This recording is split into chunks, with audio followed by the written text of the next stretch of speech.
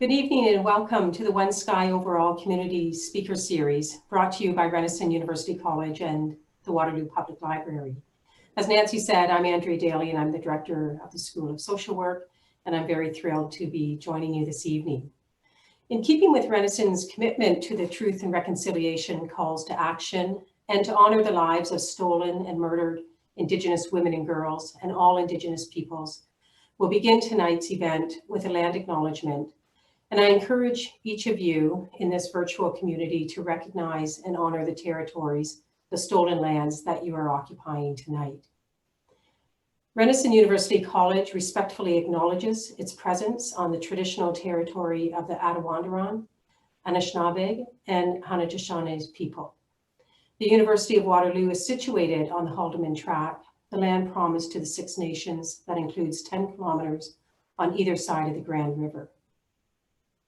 In making this land acknowledgement, we'd like to express our gratitude for and solidarity with land defenders at the Land Back Camp, currently in Waterloo Park, and who were previously on ceremonial grounds at Victoria Park in Kitchener, as well as those at the 1492 Land Back Lane on Six Nations territory in Caledonia.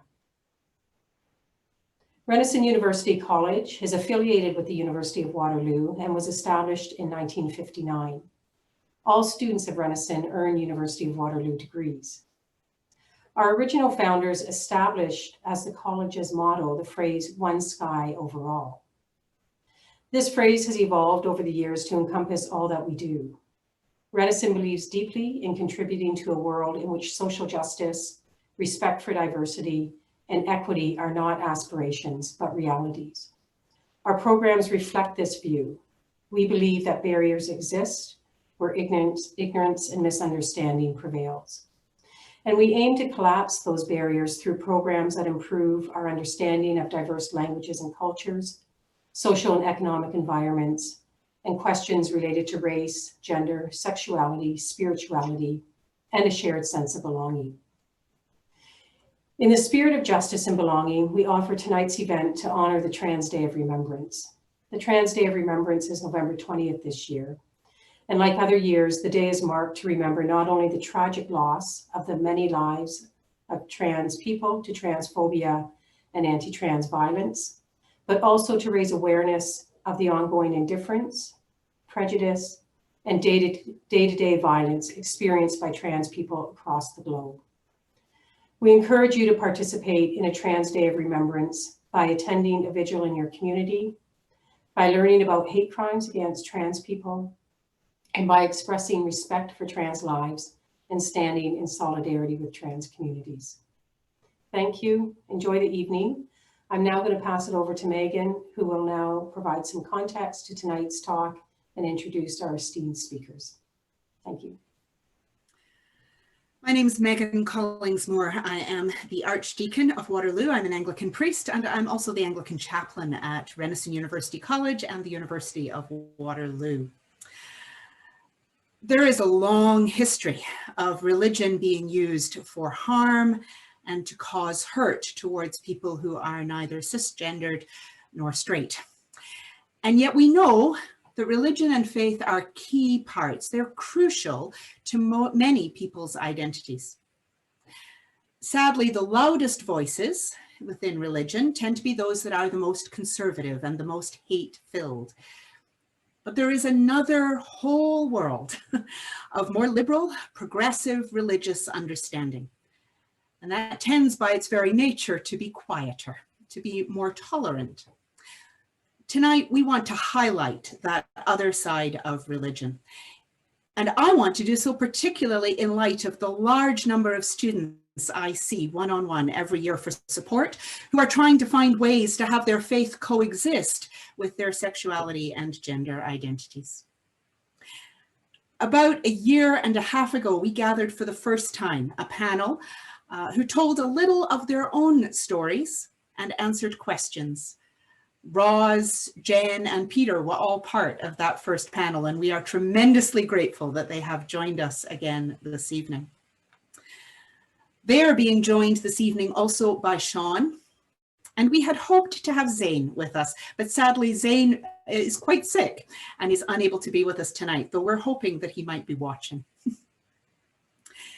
So tonight, we're going to listen to some personal stories, to some reinterpretations of holy text and religious traditions. We're going to help share some of the ways in which religion can be both affirming and supportive. We have 4 panelists. Each of them will speak for just a little over 10 minutes. You're very welcome to post questions in the Q&A box in the webinar. You'll see there's a Q&A box at the bottom. We will get to that at the end. We're going to let each of the panelists speak first, and then at the end, we'll happily moderate some of those questions. But feel free to add questions at any point when people are talking. Our first panelist this evening is the Reverend Jan Hind Urquhart. Pastor Jan was ordained in the United Church of Canada in May 2017 and was called to serve at Emmanuel United Church and its Waterloo Wayside communities. She's completed her double master's program in divinity and spiritual care psychotherapy at Martin Luther University College here in Waterloo. Prior to ordination, Pastor Jan served as an outreach worker at the Working Centre, and she has volunteered with the House of Friendship, Bereaved Families of Ontario, Trinity Village Long-Term Care Facility, and Grand Valley Institution for Women. She is passionate about social innovation by creating new and exciting ways of being in community while at the same time breaking down barriers. She was awarded Cambridge's YWCA of Woman of Distinction Merit in 2014, and she's a new committee member of Interfaith Grand River. And with that, I'm going to pass it over to Jen. Well, thank you so much. I'm so grateful to be here tonight with everyone. My pronouns are she and her. I am cis, gender non-conforming woman whose sexual orientation is lesbian. Tonight, I am going to be discussing some scripture with you and some of the well-known clobber texts. More often than not, when people want to make a case against LGBTQ2IA individuals, they quote scripture. So I'm going to discuss and unpack a little bit of these texts and how they are used to condemn queer relationships in general and perhaps offer a different perspective. So in the interest of time, I'm going to just dive right in here. Generally speaking, people who condemn queer relationships like to quote the Sodom and Gomorrah story from the book of Genesis, chapter 19. The argument generally asserts that because the intentions of the men of Sodom were to know the angel visitors, which was basically just Bible speak for have sex with, for this reason, God burned the city to the ground. And so the people infer that this intention of men having sex with men must have been sinful to God. But in my opinion, this is a twisted and uninformed reading of the text. In this case, we're actually told the appropriate interpretation of the text by the prophet Ezekiel, who's quoted from the book of Ezekiel, chapter 16. This was the guilt of your sister Sodom. She and her daughters, meaning the people of Sodom, had an excess of food and prosperous ease, but they did not aid the poor and the needy. The men of Sodom were completely inhospitable to the angel visitors by wanting to dominate them by force rather than welcome them in camaraderie. Showing dominion and power over and withholding hospitality to the stranger. That is the actual sin of Sodom. Everyone in Sodom was wickedly inhospitable, and that's why God burned it to the ground. The real message of Sodom and Gomorrah story is that people are supposed to welcome outsiders and outcasts kindly and not become the authors of them by creating divisiveness. Another clobber text comes from the book of Leviticus. Man shall not lie with man. Let's all just acknowledge right off the start that Leviticus provides a whole laundry list of so-called abominations. This laundry list had one specific purpose, and this purpose was not to discuss queer relationships in the way we understand them today. The purpose that most scholars believe is that these so-called abominations have more to do with what the Jewish people in those days perceived as a list of things that potentially made them unclean, but not necessarily inherently evil. The purpose of this laundry list was to create a unique identity for the Jewish people. It was never established to be a timeless ethic binding Christians for all time. We'll recall that Jesus walked around touching lepers and eating with outcasts. This made him unclean in the eyes of some, but he challenged that perception directly. I think we can all agree that over the centuries, most of the Leviticus laws have undergone much revisionism, especially as it relates to slavery and the submission of women and divorce, and of course, the blending of fabrics.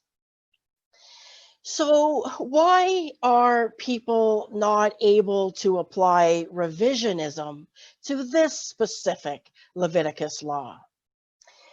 Well, I think because people who use these arguments have built-in agendas that are queer-phobic, and they're not really interested in evolved understandings. People with queer-phobic agendas also love to quote Apostle Paul. In Paul's letter to the church in Corinth from 1 Corinthians, he speaks against homosexuals. In the church in Ephesus, as recorded in 1 Timothy, he speaks of sexual immorality. And in his letter to the Romans, he speaks of sexual relationships in terms of natural and unnatural. The first thing we need to know about our friend Paul is that he identifies himself as the apostle to the Gentiles, which means he sees his role as a disciple whose purpose is to unite two very different groups under one gospel of Christ. Paul is trying to unite Jews and non-Jews to the work of Jesus, and there is a ton that they do not agree on. We need to remember that Paul's childhood, adolescence, and adulthood was completely shaped by the Torah. Paul was thoroughly a Jewish man.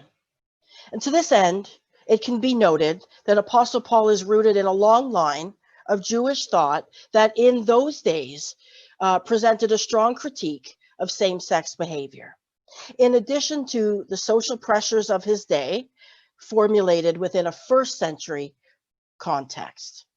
In other words, Paul has some serious internalized homophobia,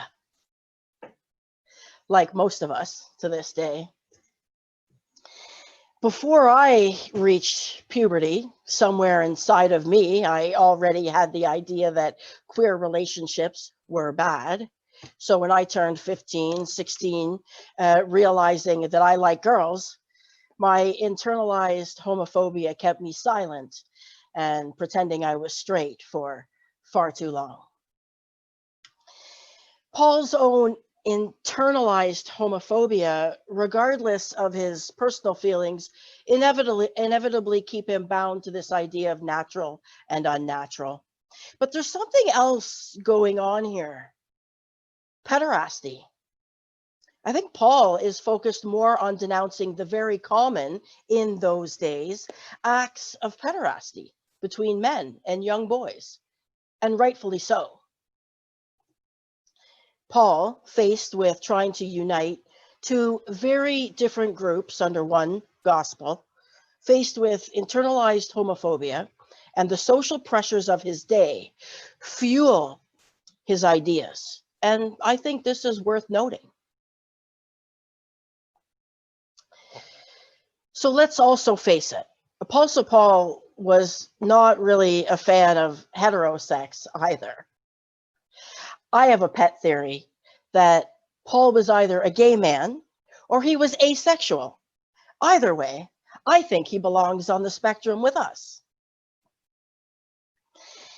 In a terrible twist, Paul's words, originally written in an attempt to unify two groups, are perpetually misused to create divisions where his purpose was always unity. It's important to remember that the text is not God. The Bible is not God. The Bible is inspired, sure, because we extract wisdom by following the overall human experience, but it's not the literal word of God. The Bible should never be revered more than the God to whom it points. And when it does, the Bible very quickly replaces God, becoming then an idol.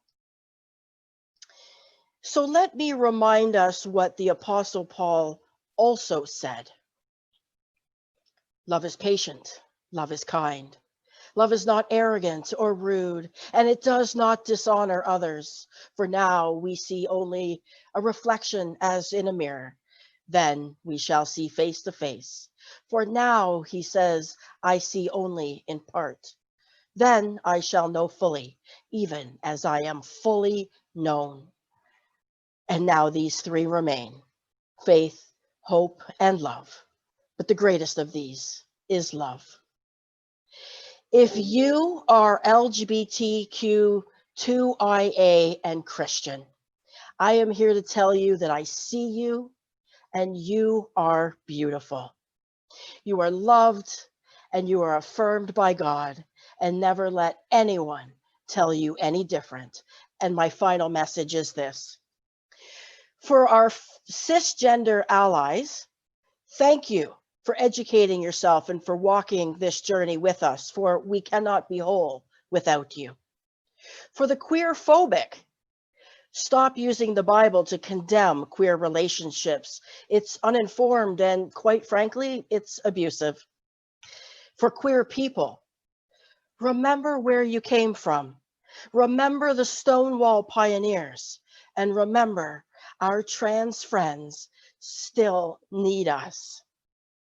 And for everyone, take care of each other and love one another. Love is love, and love is always natural. Amen. Thank you, Jen. You're very welcome.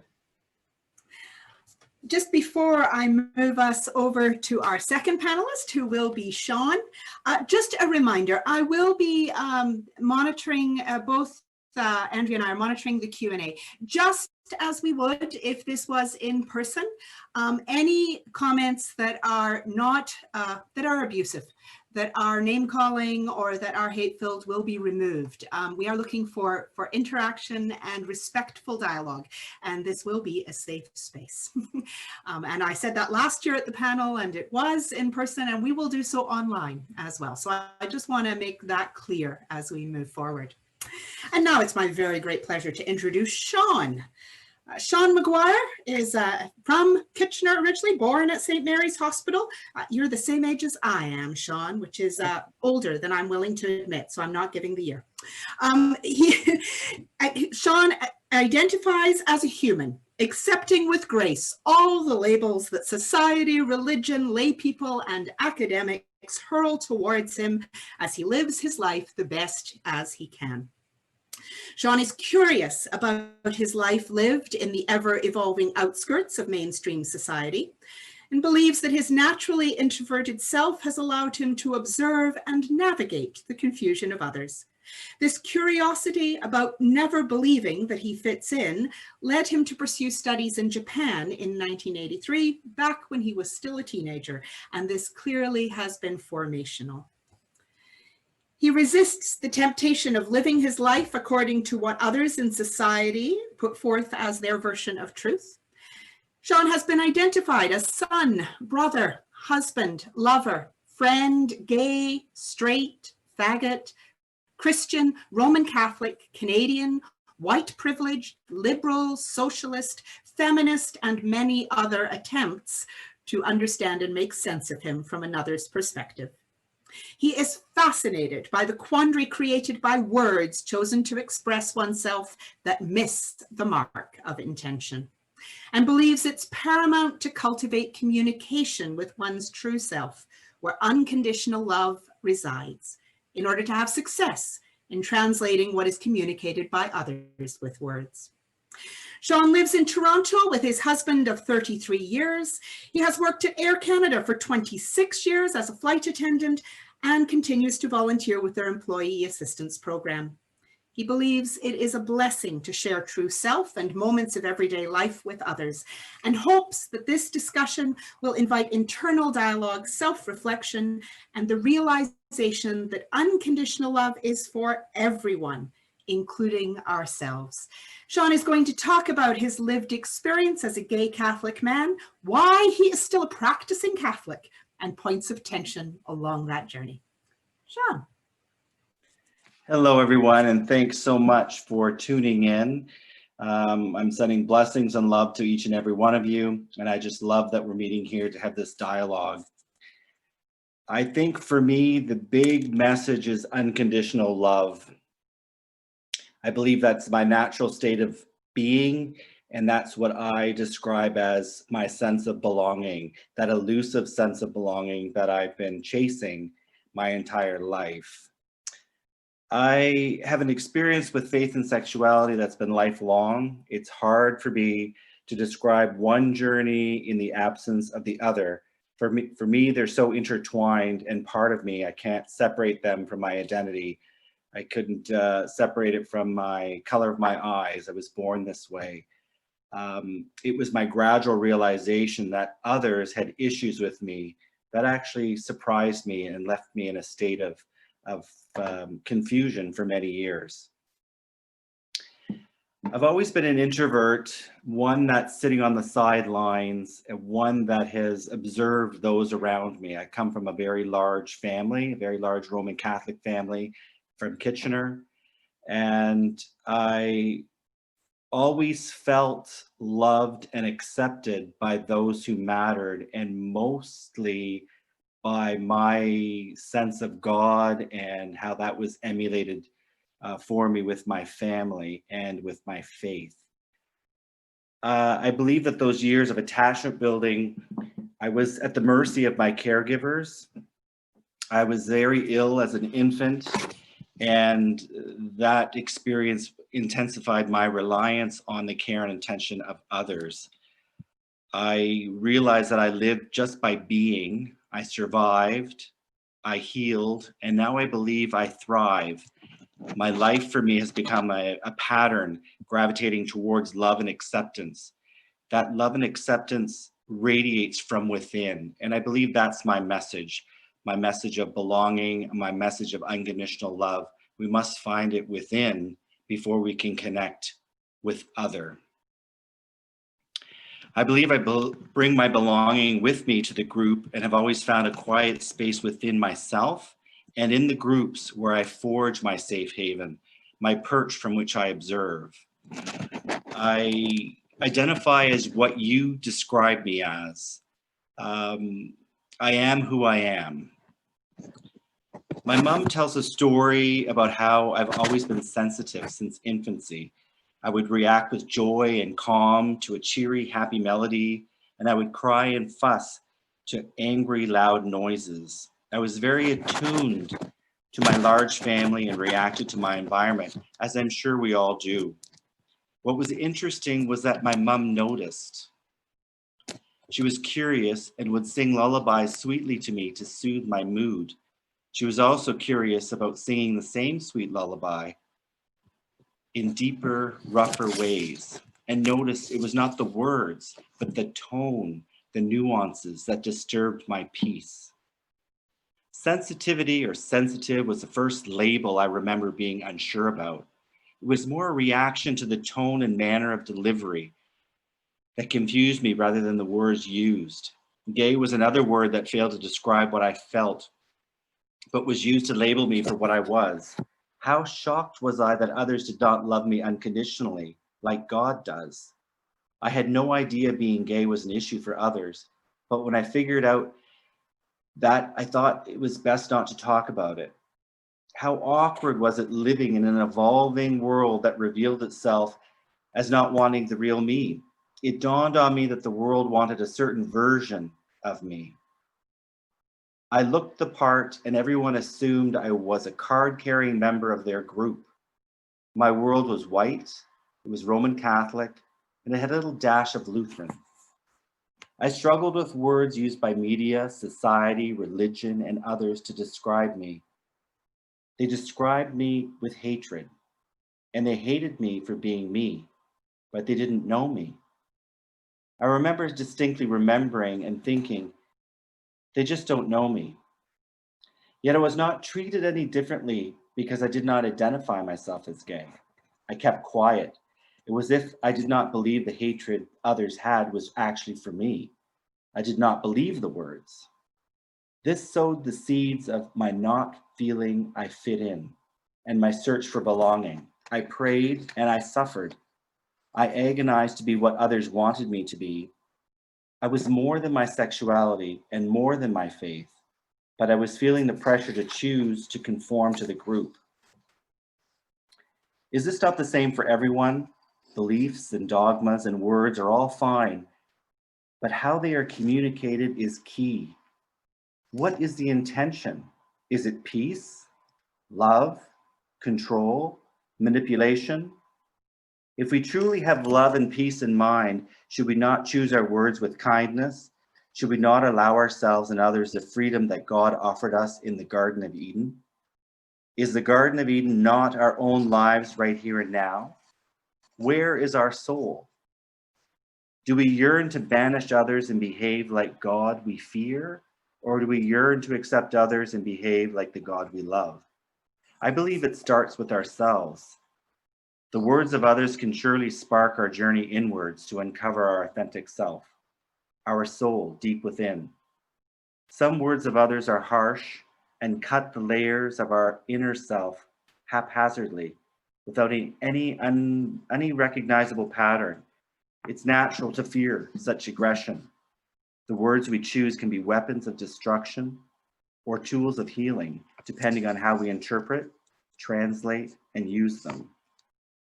High school was difficult for me as I attended St. Jerome's Roman Catholic High School in Kitchener. At the time, it was an all-boys school, and being a gay closeted teenager was challenging, to say the least. I did not feel comfortable nor safe at high school. I was afraid of being judged and confronting the hatred I heard and felt in the anti-homosexual atmosphere embraced by mainstream media, society, politics, and religion of the day. My faith provided me true comfort and safety. I felt truly loved and accepted by God. At age 16, I applied to the Rotary Exchange Program, and at 17 moved to Japan. This was a year that allowed me to truly be myself in an atmosphere that supported curiosity, wonder, and learning. I learned the difficulty of literal translation and conveying meaning.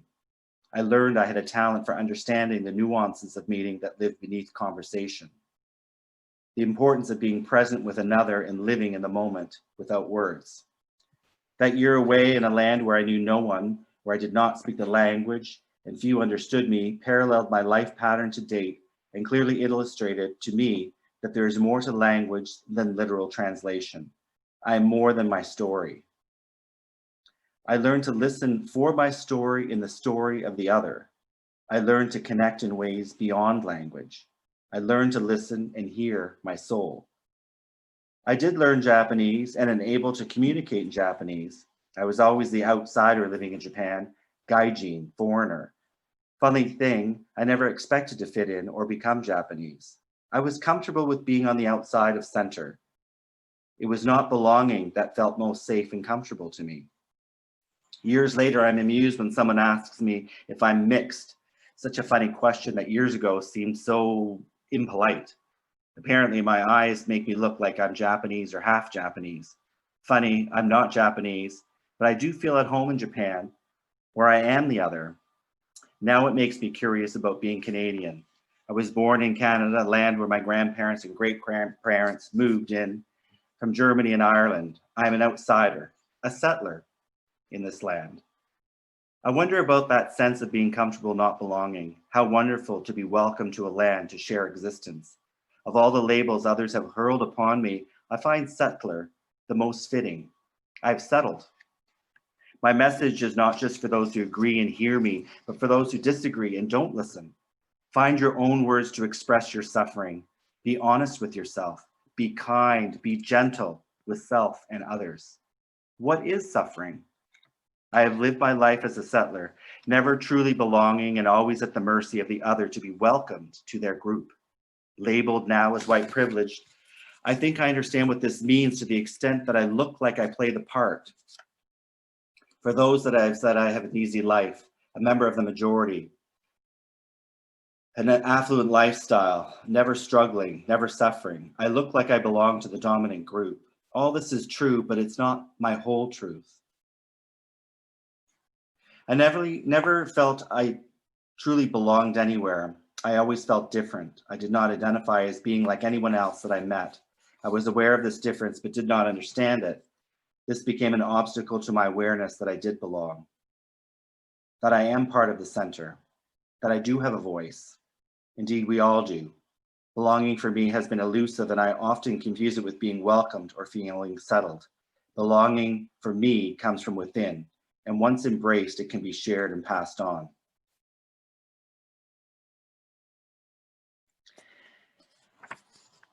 I understand what it feels like to be banished. Without any intention of breaking the rules, I was born broken outside the rules by virtue of being gay, according to how I made sense of the words of others. Yet I also carry deep within me a feeling of love that manifests as joy for me, the joy of belonging expressed as unconditional love. You see, being in tune with one's own existence and lived experience is vital. We are born into existence, and many of us spend our lives clothed in the reality forced upon us by others. Our journeys are fluid and evolving and cannot be fully understood by observing only one moment of one interaction. The written word, the holy books passed down from generation to generation, or I believe the expressions of lived experiences of others. It gives me courage to express my lived experience. My lived life is also worthy of being expressed. I do not wish to banish anyone from my garden, but I am also fully aware that others may choose to leave. Ignoring me or banishing me from your group does not eradicate my existence. I am not unique. I am not the majority, not the minority. I am me. My life experience has allowed me to see my journey in the other. The other is just our unrecognizable self. Each group has its center where few actually reside. Many will see me as living at the center. Perhaps that is a good expression of white privilege. Yet I often identify myself as living on the outskirts, the so-called liminal space within two worlds. Perhaps that is the nut of the problem with privilege, is the self-identification of living on the edge of center when others outside the center look in and see me in the center. And why am I white? Why not gay privilege, Roman Catholic privilege, Christian privilege? I am gay, I am white, I am privileged, I am Christian, I am Roman Catholic, I am me. I am who you see, I am who you say I am. I don't disagree. I am who you need me to be you. I invite you to know those who you see as living in the center and those you see living on the edge. I know I've taken up a little bit too much time, but I just wanted to say that today our trans sisters and brothers seem to be the new ones on center stage of being the other. What a fabulous opportunity to be curious about the lived experience of another. Trans people remind me of the importance of being true to your authentic self, to be gentle and honest and kind to your soul and to the soul of others.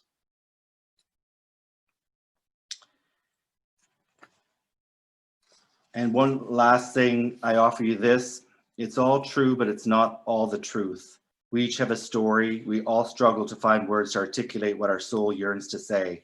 Our soul struggles through many layers that humanity through millennia have woven into Babylonian clothing that camouflages and hides our true souls to such a degree that we do not see ourselves in the other, our long lost Adams and Eves from the Garden of Eden. We were not banished. We did not leave. We are wandering around oblivious that we are exactly where we started. Thank you. Thank you, Sean. Thank you very much. I appreciate your sharing. That's good. We'll move to our third panelist, who is Roz. Roz actually was the former assistant chaplain at Renison, so it's a great delight for me to welcome Roz back. The Venerable Roslyn Elm was the first Indigenous woman ordained in the Anglican Church's Diocese of Huron, which covers most of southwestern Ontario.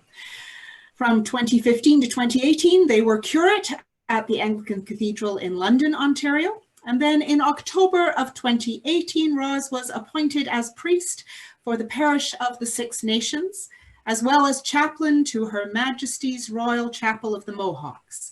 And that was in addition to being the assistant chaplain at Renison University College. Roz is from the Oneida First Nation and has deep roots in both Aboriginal and Anglican life. Their mother, Olive, is a hereditary clan mother, an elected band official and a teacher of the Oneida language, as well as being very involved at both the national and diocesan levels of the Anglican Church. Elm's late father, Leslie, was also an elected band official and also involved at the diocesan level of the church. Roz is descended from the Elm Williams family that donated land for the Anglican Church on the Oneida settlement in the 1800s. Roz helped facilitate QT-POC, queer and trans people of color, on campus when she worked there, along with speaking on numerous occasions about Indigenous history, culture, and perspective. This past June, no, a year ago in June, Roz became the reconciliation animator at the Diocese of Huron, and this past September, they were appointed as Archdeacon for Reconciliation and Indigenous Ministry. Roz intends to speak to us about the Epistles of St. Paul and the decolonizing of Scripture. Roz. Hi, Megan. Thank you. Thank you, Megan, for that introduction. I guess I want to add a couple of more things to that introduction. Not that they should be. I should have sent them beforehand because I'm trying to practice this. My name is Ganlakdan, and my father was Dewaslage, and my mother is Watahin, and my brothers are Dehonadak and Dehonadan, and my sisters are Skajijaha and Gajijawaks.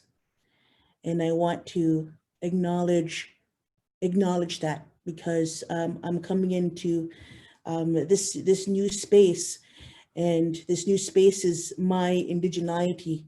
And my indigeneity is informing who I am. I'm in that space of returning. I'm in that space of becoming. I'm in that space of healing. I'm in that space of transformation. And you are all to witness that this evening. So thank you for being here with me. I guess one of the great things about being in this vocation as a priest, serving my my communities of Haudenosaunee people, is that I say this to them all the time. I said there's not been a time where I've been more Indigenous than I am right now, because they've taught me so much. Young people, elders, just a plethora of leaders, of faith keepers, of the traditional Haudenosaunee ways of knowing and being, faith keepers of the Christian ways of knowing and being, both Indigenous and non-Indigenous mentors. I've just had a wonderful experience of learning and sitting at the feet of so many people. So I think that has led, to this transformation, or taking me through this transformation that I'm experiencing now. Watching my community, watching the elders and watching the young people, and of course, seeing them going through great joys and great tragedies. all under the auspices of this ancient spirituality that we know of Haudenosaunee ways of knowing and being. And as I watch, one of the things that I have observed is that my people are observers. They observe four main things. They observe the sunrise and the sunset. They observe being born and of dying. But they also observe all that's in between those things, all that they can be thankful for, which is the certainty that the sun rises, the certainty that they have in a faithful creator that brings in medicines, that brings the trees and the grasses and the wingeds and the four-leggeds, all of those things, Megan, that we gave thanks for at your collation. And that observance has been a wonderful, eye-opening, refreshing happening in my life. Because like Sean, there were words and terms and labels that I didn't understand. And I didn't understand because I grew up in such a way that my parents, being as traditional people as they are in both the Christian tradition and the Haudenosaunee tradition, I was allowed to be who I was going to be. Now, my father, unbeknownst to me then, when I was as a child, they had discussions about how difficult it was going to be in my life, having to navigate the Western way of thinking. One of the things I think that I have come to realize is that my people, their certainty lies, again, in that creator and how creator works in the world. So when I was a child and my mother and my father would observe me playing with the boys and wanting to dance with the boys and sneaking up to dance with the boys, well, they knew I was a boy. And for me, that was nothing strange or different, nor was it for my family. It wasn't until I was much older when I realized that, wow, this is not how the rest of the world will see me. And I struggled with that through late teens and probably early 20s. And of course, through that struggle, made lots of mistakes here and there. But now, returning to that place where I was as a small child, and I watched my elders and I listened to my elders and I listened to the faith keepers talking about their certainty in how God works in the world and how God brings all of these wonderful abundance every day. And I started to think, this is a great way of being. And as I start to understand, what I'm understanding is that I think religion has gone away from that kind of certainty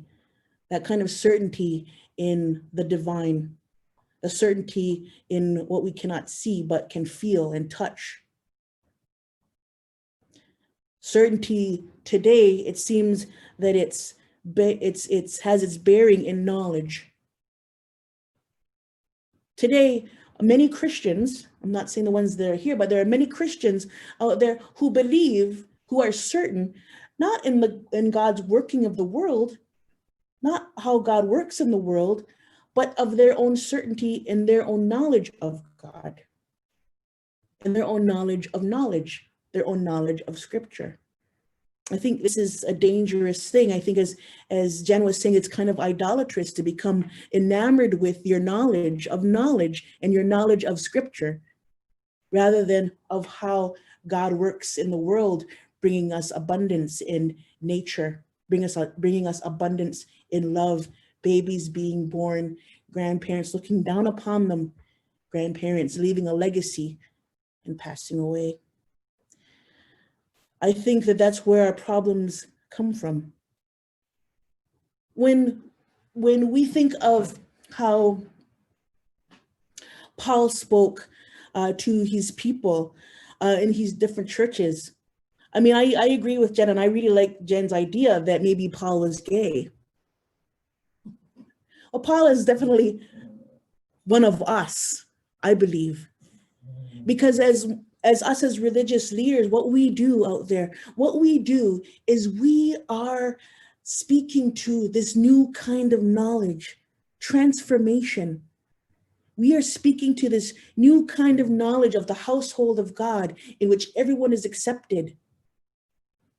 Also accepted into the knowledge of God where everyone has not necessarily rights and dignities, but responsibility. Responsibility for the ecology and the environment, responsibility for each other. As religious leaders and believers of God's work in the world, this is what we bring. This is what we teach. This is what we observe. We observe how God is working in the world, and we bring that to our people. We have that wonderful task of bringing in the good news. But how did that good news become so corrupted into being able to take this wonderful good news, package it up, and throw it at people? How did that happen? How did that happen when this great good news was about God creating so many living things? How did that happen?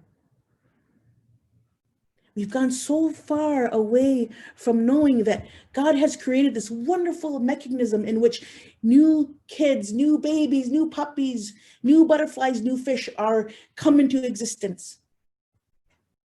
Where egg and sperm meet.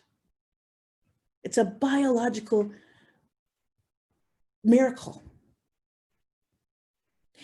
How did that become so corrupted into anyone peeking into the bedrooms of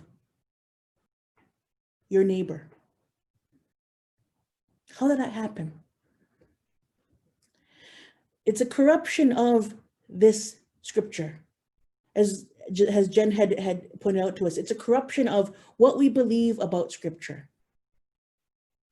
About the words that Paul spoke when Paul was really speaking of this new kind of knowledge and why we had to practice reading into this new kind of knowledge, why we had to follow and change and transform into this new kind of knowledge, because we were no longer going to be known in the same way. That no one knows anyone by the flesh anymore. That you are much more than the flesh that you carry. But you are the flesh that you carry. And you have a responsibility to your community and to your family. Paul also spoke about being transformed. Be transformed by the renewing of your mind. But do not be conformed to this world. He also said, stay as little babies to sin, to evil, but be sly as foxes and knowing when you come across it. That the real knowledge is not your knowledge of God, but God's knowledge of you. To be known by God. To be known by God by how we love and care for one another. How do we move so far away from this? You know, some will say, you know, Jesus did speak about homosexuality. Jesus did speak about that. He spoke about marriage. And he was drawing against Genesis 2, where man and woman come together. Of course. But we have to look at where this idea of marriage comes from. Marriage is a contract between two families. If same-sex people loving each other is wrong because there is no procreation, then what happens when a child comes into that life needing care? What happens when a woman cannot give birth or a man cannot father a child? What are those families? Are they less than? How did we move away from scripture? When I was little, we have a dance that we do in the seed ceremony, and the boys dance here and the girls dance here. And it pays homage to biology, that men are here and women are here. And of course, as we dance, we start to come together and recognize this great miracle in biology. Well, for me, I was always sneaking up to be with the boys because I didn't want to be with the girls because I was a boy and I should be dancing with the boys. Well, my mother had said to me, you should dance here, because this is not about who you are. This is about what you represent in creation. That doesn't mean, she said, that you will always represent that, but we have to give thanks because that's not up to us. And that's how I understood my own sexuality growing up, is that I'm a shapeshifter. Some people might see me as female and others might see me as male. Now, who I prefer to be seen as, well, as Roz, not the Venerable Roz, that's for sure, because I haven't grown into that title yet, but Roz, just Roz. The person that I love is a woman. She identifies as straight, and we have a sacred relationship that is what our culture out there would call heteronormative. We struggle with that because we live inside our own home, but we go outside our home with a label. How is that? Now we struggle with those labels. I struggle with those labels. But it hurts when you are seen as less than because of those labels. It hurts because this is not how God intended it to be. God works in the world by giving us an abundance of wonderful things, the abundance of nature, the abundance of love, the ability to love one another. So all of you who are out there who are struggling with this, who are asking questions of this, knowing that your certainty should be how God acts in the world, and that God acts in the world. That you are giving an abundance of sunsets and sunrises, of babies being born and of people that are passing on. All that is in between is all that you should be thankful for. Sometimes we are a faithless people seeking out a faithful God. But I'm on that trajectory too. So I think that's all. I think I'll stop there. Thank you, Roz. I remember why it was always disastrous as the chaplain to have Roz speak first, and not because she talked a long time, but because it was very hard to follow her with anything that also engaged people in the same way. So thank you. Our last panelist this evening is Peter Bolata. Peter was born in Jerusalem to mixed Palestinian and American parentage right after the 1967 war. His family came to Canada in 1975 after living briefly in the United States, when his father became a professor at McGill University in the Islamic Studies Institute. Growing up in Montreal, Peter began attending a Unitarian congregation there as a youth after meeting the minister at a disarmament protest. Peter was active for many years in the student peace movement and later in gay and AIDS HIV activism. A documentary film about sexual orientation that Peter co-directed was produced by the National Film Board and released in 1996. He worked as a bookseller for many years after receiving a degree in English and creative writing at Concordia. Peter received his Master of Divinity degree from Emmanuel College at the University of Toronto in 2003 and was ordained that same year. After 12 years of serving Unitarian congregations as a parish minister full-time, Peter recently began doctoral studies in spiritual care and psychotherapy at Wilfrid Laurier University here in Waterloo.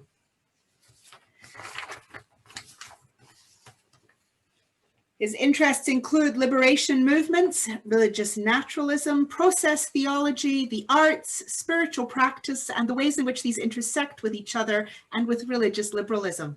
He has a contemplative prayer practice and is influenced greatly by Buddhist teachings, as well as the social justice threads of other religious traditions. Peter said about what he wants to speak about, that there is an assumption, indeed, that Jesus himself said very little about same-sex couples in his day, but a queer hermeneutics would suggest otherwise. Queer people as interpretive communities both read ourselves into the texts of the dominant culture and read our lived experience as sacred text. And I'm looking forward to hearing what Peter has to say. Peter. Thank you very much. I actually remember seeing a pamphlet many years ago. I was at some kind of a conference or something, and this group was handing out, you know, in the exhibition hall, this group was handing out literature of different sorts. It was some kind of church conference. And there was a pamphlet that said, one of those trifold pamphlets that said, like what Jesus said about homosexuality. And you opened it up and it was blank. Which was, you know, like, well, Jesus didn't really have, Christians have a lot to say about homosexuality. Christians have a lot to say about queer people, but Jesus himself didn't really talk about it. And that was meant to be sort of, you know, liberatory for us. It turns out though that that's not actually completely accurate. There's a story about Jesus that's told in all 4 of the Gospels. It's told in a very particular way in the Gospel of Luke chapter 7, verses 1 through 10, of a centurion, a Roman soldier, a high-ranking Roman soldier, and his slave. Which is how the original Greek is translated. It's the centurion and his slave. Well, the actual word in Luke's gospel, which of course is written in Greek, the Greek word for slave is doulos.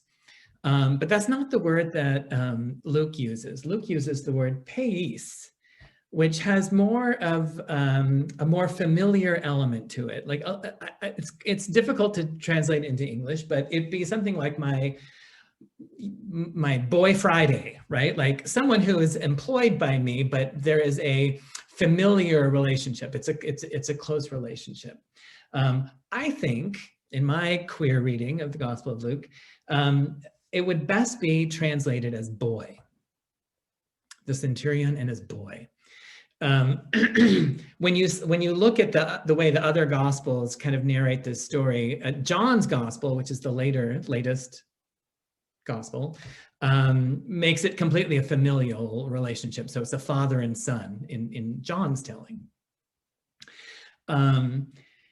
So the story is that this centurion, his boy is very sick, and this highly valued boy of his is very sick. And of course, Jesus is this itinerant preacher and healer, and he is in town, and word gets sent to Jesus as he's going along that this person wants him to heal his boy.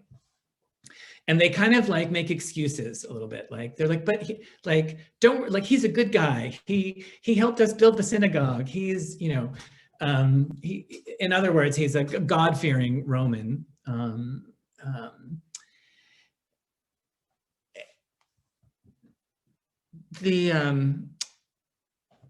And so this story continues that Jesus is going to go. Jesus like marches on like to his house, and like someone comes out to say, Jesus, you don't need to come into my house. Just say the word and my boy will be healed. And Jesus, you know, turns to his entourage, everyone who's like traveling around with him, and says, like, not even in Israel have I seen like this kind of faithfulness. And you know, at that very moment, the centurion's boy at home is healed. It's important to remember that, like, our modern understanding of sexuality, gender, sexual orientation is not not quite like the homosexualities of the ancient world, especially the Greco-Roman world, where a servant, like the centurion's boy, would be considered part of the household of a ruling class Roman like the centurion, the familia urbana. And also that the homosexuality of that age, or I should say the authorized homosexuality of that age, often had an older man paired with a younger boy for pedagogical, vocational reasons. Like, you kind of like brought the boy up and educated him and launched him as a man into the Greco-Roman world. And before 197 AD, Roman soldiers, especially the high-ranking soldiers who were serving overseas, were not allowed to marry. So it would have been common for a Roman posted in Palestine to have had a male companion, a boy in his household. And the way that it's described in Luke's gospel is very much describes this kind of a relationship. So very much this is a same-sex couple of the day coming to Jesus for what Jesus is offering people, healing. And Jesus gives it to them, offers it to them. And, presumably restoring the health of the centurion's boy so that they might continue living together as the kind of couple that they were. So that's kind of that's just a very quick reading of that story, among other Bible stories that we could sort of say, like, here's some good news. But I guess what I want to convey in the time that I have is that when the Stonewall Rebellion happened in 1969, a lot of important things happened. I think one of the most significant things is that queer communities formed, and one of the functions of our communities has been interpretive. That a reading of Luke's gospel, a reading of the Bible, a reading of any of the authorized texts of our culture, a queer reading became possible when we came together as interpretive communities. We started, I think, interpreting our own lives, right? Like, one of the biggest things that happened after Stonewall was telling our stories, coming together in consciousness raising groups to tell our stories, to share our experience, to interpret our experience as queer people living in this world. What are the commonalities? What are the power relations that have created the kinds of experiences that we are having in this world? So beginning with our own life stories, and how important life stories became in the queer movement in the decades that followed Stonewall. Biographies, being able to tell the queer stories of historic figures in the past that were not told, or that were silenced, or that were encoded, right? Because queers in the past had to encode and you had to kind of know, like, you had to sort of be in the know to be able to decode a text as having a queer reading. Like some of Gertrude Stein's poetry, for example, that got published in The Atlantic and Vanity Fair, that had queer meanings that no one got except the queer readers. So kind of like hiding in plain sight. But having communities that interpreted culture. The Bible, Hollywood, novels, poetry, whatever it is, the dominant narratives of the culture suddenly had new readers, suddenly had new listeners, and being able to then question what the Bible was saying, like to tackle those texts of terror that Jen touched on, but also to look through the scriptures, to look through the Hebrew Bible, the New Testament, for those queers that are hidden there, that are encoded there. And that I think is the gift that I feel that queer interpretive communities offer to the church. Like, there's a whole way of reading some of these stories. There's a whole way, and not just because we are reading ourselves into the story, that we are seeing ourselves finally in the stories, but that they mean something. I mean, Luke's gospel is very much concerned with social justice and universalism and reaching out to non-Jews. I mean, that cleanliness, uncleanliness, dynamic that Jen was talking about is in this story, right? Because like going into the centurion's house would have rendered Jesus, unclean. So there are a lot of queer stories in the Bible. There are a lot of queer stories that are not told, or are just beginning to be told, because as we are finding our voice to tell it, we are also finding our voices to interpret some of the stories that we have been given and that have queer meanings under the surface, for those that have eyes to see and ears to hear.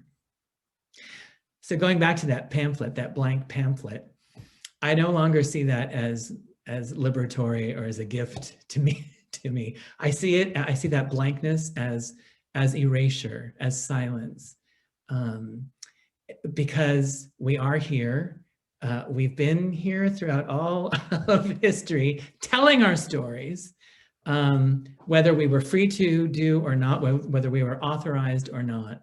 And I think the ability to speak when we have been silenced is so important.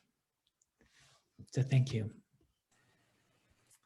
Thank you, Peter. Wow, there's a way to end off the panel. Quite remarkable. Thank you. I'm reminded of when I was first doing feminist biblical scholarship and the idea, right, of women reading in, but it opens for all of us new possibilities and a much more liberating understanding of holy texts. So thank you. We are going to move to the Q&A now. We do have a couple of comments in the questions, so I'm hoping that we're going to get put into more of a panel mode, so you won't just see my face, but we'll have the panel up all together. We've got Peter back at least. So the first question that we have, it comes from Brenda. She says, I am an attendee of a church that claims to accept and welcome LGBTQ+ folks, but does not accept any form of relationship between those folks. How can we challenge them to see the damage done by such a stance? So I'm going to just open it up to any of the four members of the panel if you'd like to respond. Go for it, Jen. I think that's an excellent observation, and one of the significantly important distinctions between welcoming communities and affirming communities. And the affirming community is actually actively engaged in allyship, where there's an element of education and ongoing dialogue around the importance of that distinction. And accepting communities are still pervasive in our culture and our community. And I think it's important that In the same way, we are seeing that it's now not enough just to be like not racist. We're called to be anti-racist. In the same way, I would say we have to go beyond being accepting and become affirming or anti not accepting or whatever the equivalent of that was. But yeah, it's not enough anymore just to welcome people. We need to actually take up the responsibility, like Roz was talking about, of becoming affirming. And I think that's an essential to the social transformation and fabric of our health of our society. Anybody else? Yeah, Sean. I say go for it. Live your truth. I'm in a similar situation that I'm Roman Catholic, and relationships, let alone marriage, are not affirming. They're not accepted. So it's a little bit even more backward. I do hold hope that it will change, and that in my lifetime, I will be able to get married. In the meantime, I walked myself over to Reverend Jen's house and got married. And so I say, live your truth. And if your community is not going to do it for you, find a community that will. And in my case, it doesn't mean that I leave one community for another. I make my community bigger, broader, and I affirm more people in my group, so to speak. So I say, just do it. Live by example. Roz. I think this is a classic example of you're entitled to your own opinion, but not your own facts. It's also like, you know, I'm one of those weird people who believe that the Bible is the true eternal word of God. I believe that. However, my opinion is not, and neither is yours. My interpretation is not necessarily, and neither is yours. So we have to be, again, we have to be certain in one thing, and that certainty is the faithfulness of God. And I think too many people have gotten away from that, and are starting to preach on what they have interpreted for themselves from Scripture. My grandmother used to call these shade tree preachers, and gosh, there's so much I could say about that. You know, my grandmother was a funny lady, but I think that you know, this is how the world is. You know, I wish that, you know, yes, we need to become not racist. We need to become not prejudiced against LGBTQ too.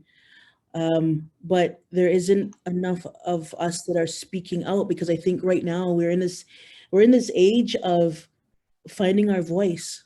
You know, I think we're in this age of people that are our allies and our true allies. And when I say true allies, I mean people of conscience.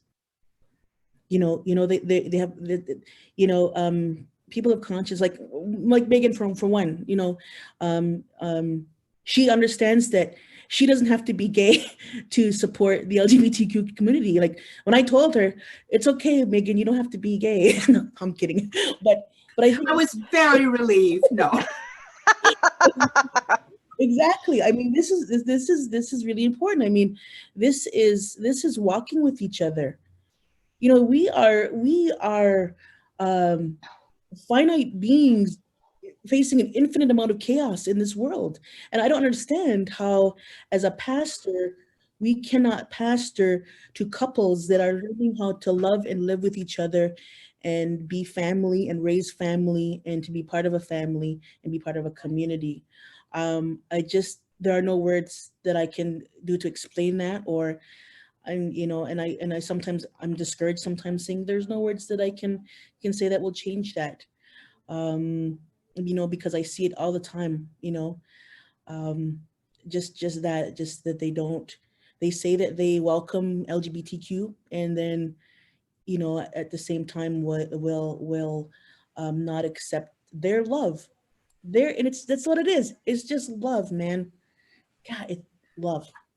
We have Sydney who just made a comment about this has been great. She has to, Sydney, they have to head out to a parish council meeting, but have really enjoyed the evening. But we have another question from Debashis, which I think connects in, so I'm going to bring it in here, who says, when you say we go beyond acceptance to affirming, can you say more about what that actually looks like in practice?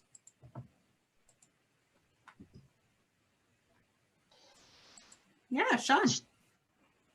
So, if I can unmute myself, I find myself sort of balancing many different groups that people see me in one group, assume that I'm in the center. So the gay community, it's like, why are you Catholic? Why do you go to Catholic church? Are you crazy? You're a hypocrite.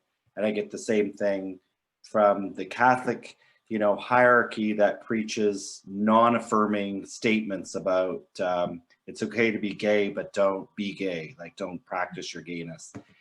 So being affirming, I think, goes away from the hierarchy. No offense to the clergy here, but it goes to the people that sit beside me at Mass, that shake my hand. Well, may the peace be with you. May the Spirit of Christ be with you. And, you know, they call me for coffee after Mass. They welcome me. They see beyond the infighting and the academia and the scripture and all that stuff, and they practice love. I experienced this at Martin Luther University College when I studied there with some people I'd like to shout out to, some professors there, Joy Phillip, Christine Lund, Bryce Bomber. Their affirmation of my existence by not focusing on my gender or my sexuality and seeing me for who I am meant more to me than interpreting a text or welcoming me to participate in a church service. That for me was a practice. They were living beyond their belief. They were actually doing something. They were seeing me as a gay person, because I self-identified as a gay person, and it didn't faze them, and they stood by me. It doesn't take a great big thing to do. It just means if you identify or see someone as other, get to know them, share in their light. Yeah. Anybody else want to jump in from the panel? I think for me, and at least I know for the congregation at Emmanuel United Church, being an affirming congregation is really about the education piece, and it's about the building of relationship. So again, like Sean touched on, actually engaging in dialogue, but having your actions, because actions always speak louder than words anyway, right? So we can say one thing, but if we're acting to the contrary, that's what's going to stick. So it's really having the actions emulate that this individual is like a beloved child of creation, just the same as anyone else, that there really isn't a distinction between you know, gender. I mean, there's distinction, but you know that there just isn't this this barrier or this block that that somehow prevents God's love from, you know, accessing you or whatever, right? Like, I don't know. It's really just the action piece and the education piece. I'm wondering, maybe I might send this next question your way, Peter, if you want to unmute and be ready. This is from Rachel. Some of the Christian communities I've been part of acknowledge that there are other theological views on the topic, but don't give them any validity. They believe their interpretation is the only correct interpretation. What could be a strategy to help open up their acceptance to the legitimacy of views that differ from theirs? Oh, that's easy. I think, you know, I think there's a question of authority you know, and who is authorized to interpret, who is authorized to say like what is or isn't true, right? And so in religious traditions where there is sort of a authoritative voice that says this is true, this is not true, this is good, this is bad, it's harder, but not impossible, I think, to be able to say, well, there's actually a multitude of interpretations. But that's only possible, I think, when we recognize that, like who has the authority to interpret. So, acknowledging that, oh, well, like other people believe other things, but this is the truth. It's like, but those other people, have a story to tell. I think within those religious traditions where there is like one authorized view, that's where it becomes more important than ever to tell our own stories, to be able to say, well, like, this is what I'm hearing. This is what I'm hearing in this text. This is what I'm hearing in my life. This is where I see Spirit working in the world. And that is a way of claiming for yourself, claiming for ourselves, the authority, right? I mean, think about the word authority. It has the word author in it, right? That we become the ones authorized to tell our story. And I think in traditions where there's really only one way or no other way, that's probably the best. That's probably the best approach. Any of the other panelists want to jump in as well? Anything you'd want to add? Jen. Go ahead, Jen. Go ahead, Jen. Well, I was thinking about when Peter was talking that the Apostle Paul, when he says, right now we see only in part. So how can we say that there is, like, I don't actually believe in an absolute truth. I think that, again, like Peter was saying, each of us have we're the authority on our own experience. And what's beautiful about coming into community in the spirit of love is that love allows for for all experiences to be present in the space, because like love isn't binding. Love is only liberating. So if you're in a space where love is feeling like somebody's trying to crush you into a box, that isn't love. And that's not the space in which invites all of these different interpretations. And so allowing for each person to be the authority of their own experience is the love that we need to enter into these communities with. And I forgot what the original question was, so I'll stop there. Go ahead, Sean. I was just going to say that from my perspective, growing up with Roman Catholicism, there's never been an opportunity to really have my voice heard. I'm not part of the power structure, and it's not a cop-out, but maybe it sounds like a cop-out. So I don't really, it doesn't matter to me what all the higher ups are thinking and doing.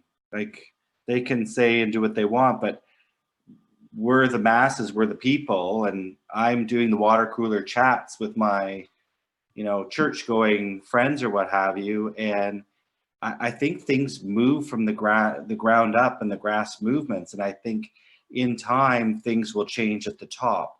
I'm not sure the top, I don't know about all your different groups and religions and stuff. I don't know how reflective they are of the reality of the lived lives of the people that you preach to. We hope that maybe we get there, but I think there's a lot of miscommunication between the people that are sitting in the pews and the people that are up preaching down at us. And those preachers are always up high. Get down on the same level. Well, and we know institutions move glacially slowly. So I don't know. We have one more comment from Kelly. Just simply says, my heart is full from this. I'm a cisgender straight woman, but I have always had a deep appreciation for the LGBTQ, maybe because I was born in Aquarius and love all forms of human love and expression. I was raised Roman Catholic, but luckily my parents never forced religion. I am spiritual and recently explored Christianity as I have a deep love for Jesus and God, but just felt I was at an impasse and could never be a Christian. But now I am accepting I am progressive and Christian and still hold my values as a progressive. Thank you.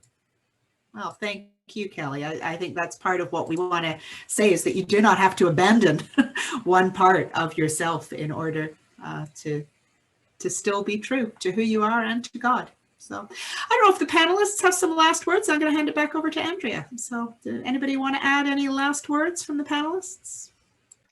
Just keep sharing that progressive voice. We need all of those voices, loud and proud. We are here and we are queer.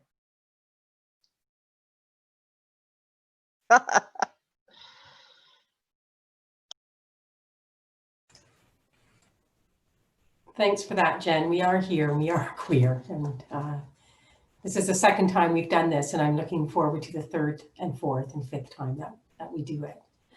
I had the pleasure of opening tonight's event, and I have, I guess, the displeasure of having to close it. We're heading on 8:30.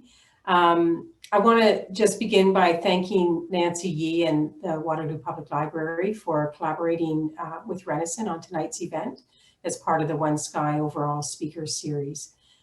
Thank you for the support, Nancy, in getting us all together and set up. I also want to thank each of you out there, wherever you are, for taking the time to be here, to listen, to reflect, and to learn, and to move forward with progressive voices when it comes to sort of the intersection between sexuality, gender, and faith. And finally, I want to extend much gratitude for our speakers this evening. Jen, Sean, Roz, and Peter, thank you for sharing your wisdom, your insights, your experiences, and being so open with us in this conversation. It's really just spectacular, fantastic to be with you and to see a space being created where the unlikely bedfellows of sexuality and faith can come together.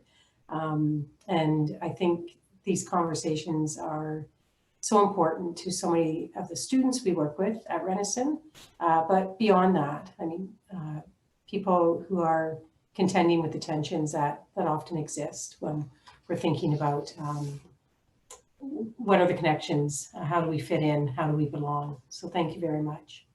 And Megan, thank you for facilitating the panel tonight. I think unless Megan, you have something you'd like to say, we'll close it up then. Thanks, everybody. Take care. Thank you for coming tonight. Thank you. Thank you so much. It's such a pleasure. Can't wait to do this again. Thanks, everyone. Thanks for coming tonight and everyone out there. And thank you, panelists and hosts. It was really great to get to know everybody, and have a good night, everyone. Bye for now.